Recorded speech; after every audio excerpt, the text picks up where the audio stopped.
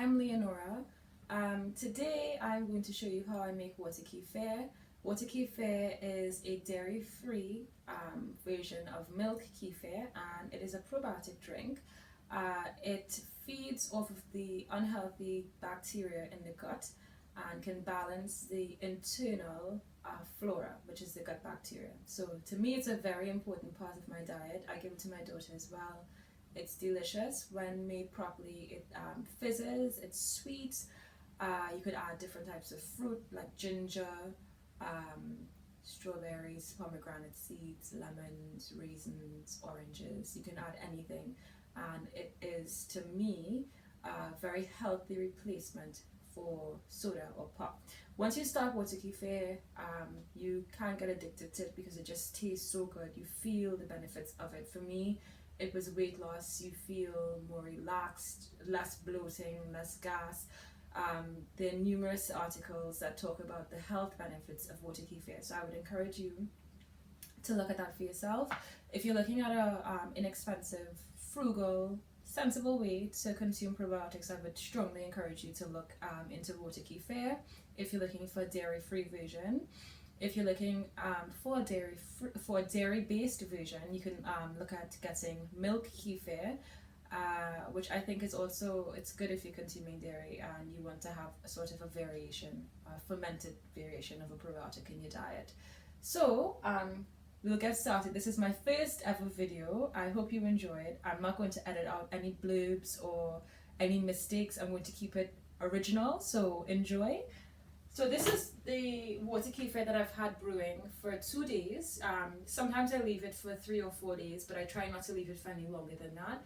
Water kefir, it's living, the grains are living, so they feed off of the sugar that you feed them. You don't want to make them hungry because in essence you can kill them if you leave it too long. So I need to update my jars because as you can see, I have a lot of water kefir grains in there. These are all the grains here. So I probably need to get more jars. Water kefir tends to multiply quite quickly if you make them properly. So I don't know if you can see the grains there. Those are the grains, and they are quite tasty to eat. If you get a lot of kefir grains, you blend them into smoothies, so you can eat them and you get a stronger version of the sauce, so to speak. So this is the water kefir in my jar. I use a plastic strainer. You don't want to use metal, and a plastic jug. I keep everything as cheap as possible. So basically how I do it is I take the strainer, I place it over the top of the jar, and I tip it over like so. Let me move the camera so you can see. And I wait for the grains to strain.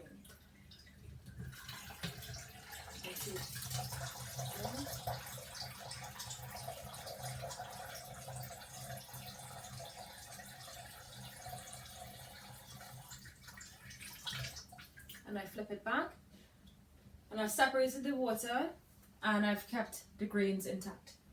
Once you do it a few times, making water kefir becomes quite an easy process and quite a quick process as well. So you'll see how I do 3 jars in less than 10 minutes, which is important if you have other things to do. So I just leave my jar like that, and then I usually go and do other things that I have to do in the kitchen, like if I'm making dinner or lunch or breakfast or something like that, which is more time productive for me. This is coconut water kefir, so I'll show you how to brew that later. So from these 2 jars, right, which I believe I got in IKEA, I have gotten a jug's worth.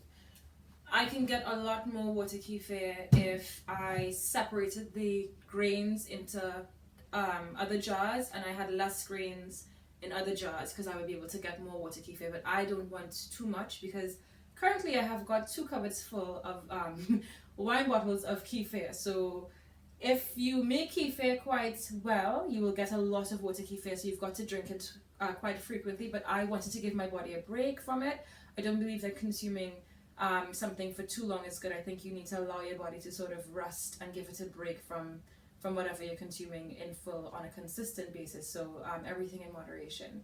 I forgot to mention in the beginning of this video, if you're going to be doing water kefir grains, it is a good idea to store up on glass bottles and glass jars, because your kefir grains will proliferate, they will grow, and you will find that you will need to have quite a lot of glass bottles. It doesn't work to store your water kefir in plastic bottles. And you also need to get a good supply of brown sugar. So I have my water kefir here, empty glass bottle, and I transfer it.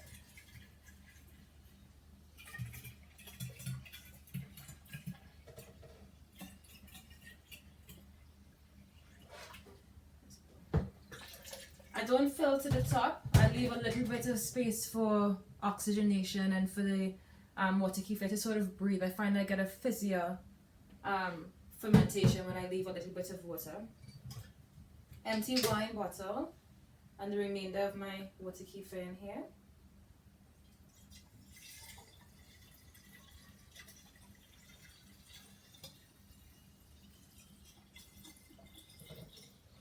Good.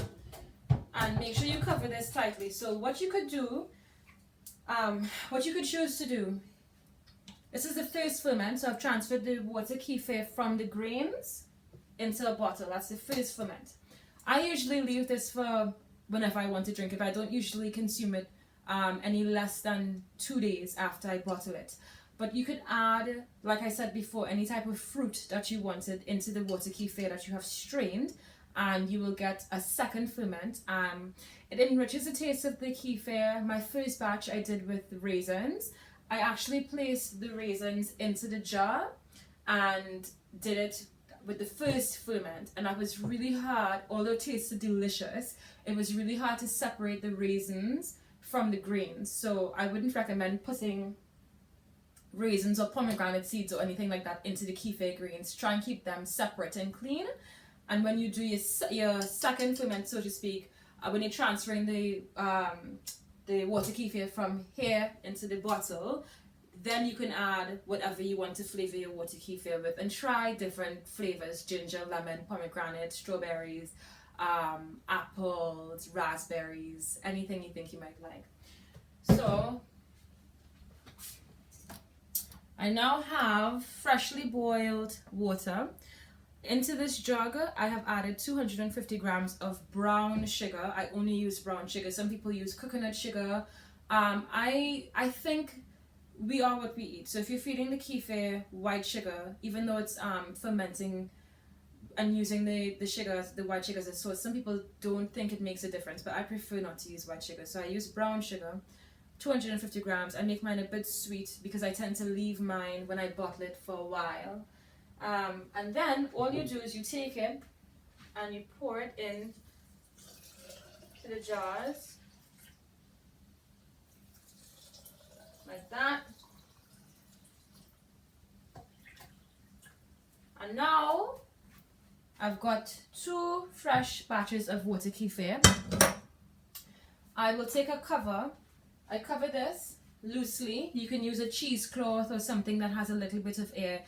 I've gotten a bit lazy with mine, so I just take like a little plate and I cover mine because I've lost, well, I've not lost, I've broken the 2 covers for my jars. And I just take a little a little plate, and I cover it with that. And you can see the grains, when they start to feed, you can see little bubbles beginning to go to the top. You can really tell I need to change my kefir grains into separate bottles now, because usually you just really want to have maybe 1/4 of the jar filled with grains. And when the kefir grains are ready, they will tend to float to the top.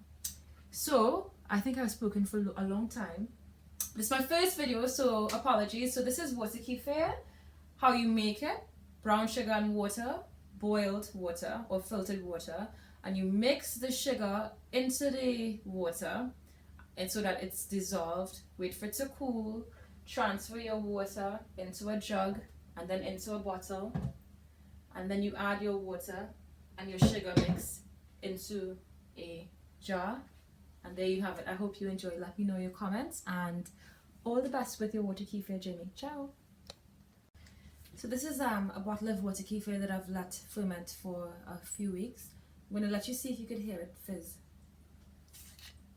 A little bit, you might be able to hear the fizz, and that's how I know when it's fermented. But usually it gives off a, you know when you open a bottle of soda, it goes shh. That's the sound that you will get from opening a bottle of water kefir that's ready. I also tend to shake mine, and you can see that it's slightly fizzy on that one. And I find that the more I shake my kefir, the fizzier it becomes. So there's a couple of tips with water kefir that you can try if you've just done your first batch and you have a couple of bottles lying around. As and when you remember, just give them a shake and get it mixed up. And you can compare shaking your kefir bottles and seeing how fizzy it becomes to just leaving them alone and seeing if it makes any difference. But I find that my grains are a bit old, and as you can see, they're not super fizzy. But when I do remember to shake them, the end product for me is a much fizzier water kefir. So there you have it. Enjoy.